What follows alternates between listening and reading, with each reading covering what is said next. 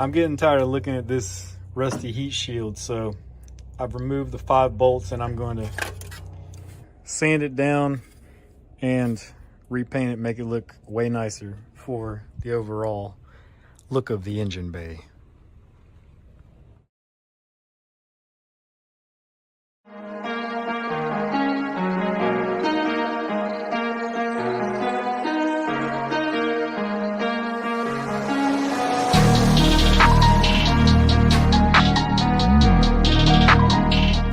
Looking better.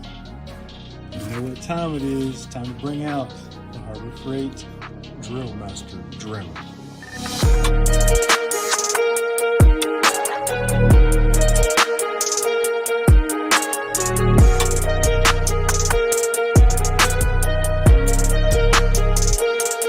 And for all you ASMR fans, here's something for you.